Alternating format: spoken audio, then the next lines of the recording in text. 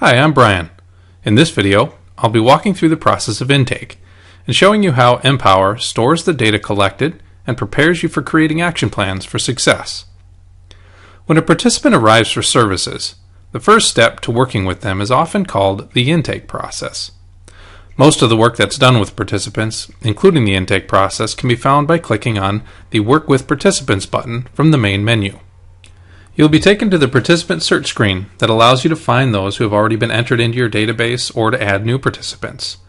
If an individual has already been to your agency, you may enter any of the criteria on the left-hand side of the search screen and click Search Participant, or simply press the Enter key. This will return a listing of those people that fit your parameters. Of course, it's a good practice to always search for an individual before attempting to enter them to ensure that they're not already in your database. If this is the first time the person has been to your agency, you'll want to go to the bottom of the screen and press Add Participant. Adding a new person is pretty straightforward and simply requires you to complete the fields you wish to gather. Today, we'll enter Mr. Jason Bourne, since I'm a huge fan of the Bourne movies. You want to enter at least his name and date of birth, since that will be used to check if there are others already in the system by that name. You may also enter additional information as your agency decides is required or is appropriate. When you attempt to save this individual that you're entering, it will run this information through the duplicate checker, and it will bring up any information that you've already entered. You then have the option to select the participant that comes up if it is that same person, or you can choose to edit the participant information you've entered, or lastly, to save the information because this is not a duplicate. We can now enter Jason's address and contact information. Jason lives at 123 Broadway Avenue in Minneapolis. Clicking this Validate this address box will verify that the address you just entered is a valid address according to Google Maps. It will also properly format the address so that it can be entered consistently. Adding contact information is also straightforward by clicking Add Contact Info, selecting the contact info type such as mobile phone or email, and then pressing the Tab key and entering the data.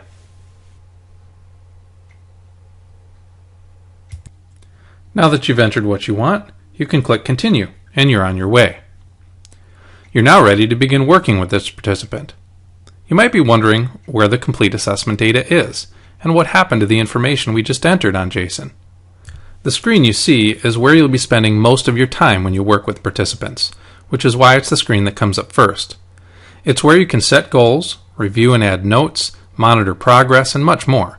We'll go over this screen in greater detail in the video on setting goals. So for now, let's continue with a thorough intake. Everything that's been entered on Jason up until now is safely stored and accessed in the participant's profile. You can access this portion of the tool by clicking on Participant Profile at the top of the Goals and Notes page, or from the navigation bar on the left side. Notice, you can return to the Goals and Notes screen or any of the other areas in the system by clicking on the navigation bar at any time. But in this section of the tool is where most of the assessment and profile information is kept. On the top, you'll see the 15 areas of life, separated by tabs.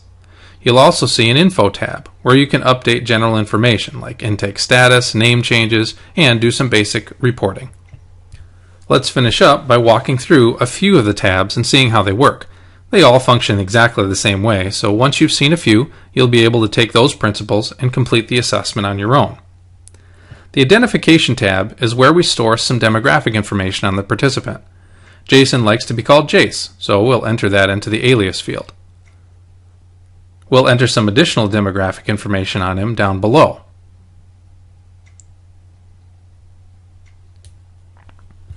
There are several dynamic fields built into the tool that only show up if they apply.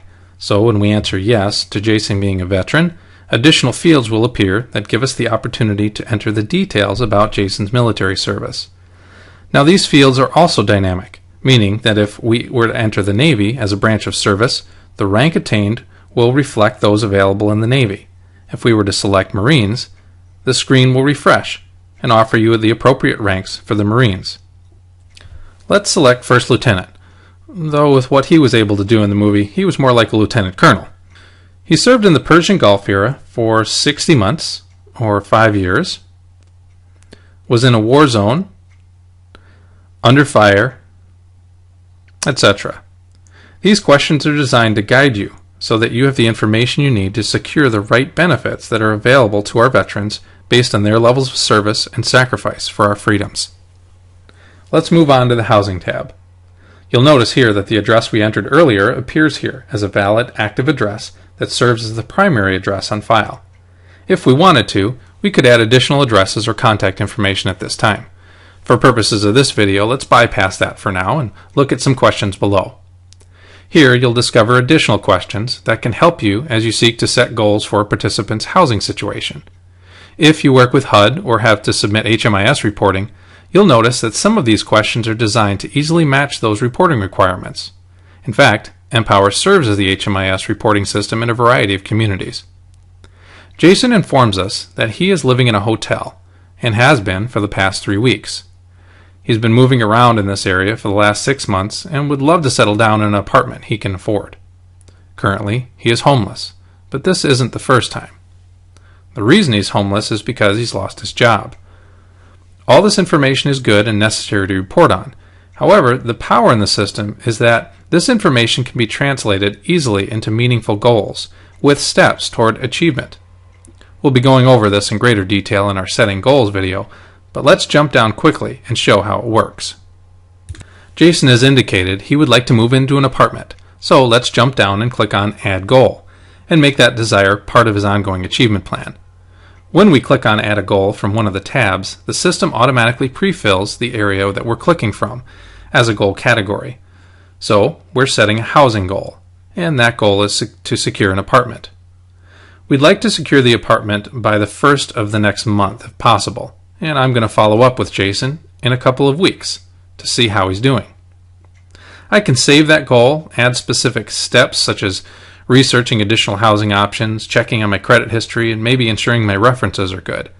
These can all be added here, which again we'll cover in another video. For now, let's go back to the participant's profile and finish up our intake. We'll jump over to the Health tab to show you how the system helps draw out some needed services that you may not otherwise know about. We've discovered in our work with chronic homeless that when we would ask the question, "Do you have any significant health concerns?" the answer was most often, "Not really, I'm doing okay," or something similar. Yet when we change this tab to be much more detailed and specific, that same participant would in fact have some needs that would come out when we ask them directly. You'll notice that we can easily move from field to field using the Tab key and typing the first letter of the items from the drop-downs as you get to know them. Now, when we get to some more sensitive information, it may be prudent to add some notes that clarify some of the questions for greater accuracy. In this case, we can enter that Jason has a physical disability, but it would be helpful to know what impact that has on his day-to-day life. Let's add a note indicating that Jason has a limp on his left side that's expecting to resolve itself, but if you recall, he's also looking for an apartment. So we can add a note here, while we're thinking about it, that it may be a good idea to seek an apartment on the 1st or 2nd floor to avoid stairs or ensure that there's an elevator. Each of the tabs function in a similar manner to the 3 that we explored in this video. You may choose to handle all the tabs during one setting, or you may choose to work through them over a couple of sessions with the participant. Each agency likes to handle and manage that differently. In this video, you've seen an overview of the intake and assessment process in the MPowr system. You saw how to search for and add participants to the system, how to enter address and contact information, and how to walk through the individual tabs of data, setting goals and taking notes along the way. I'm glad you could join us for this session on the intake and assessment process. Feel free to explore additional videos and training documents on our website at www.cciunites.org.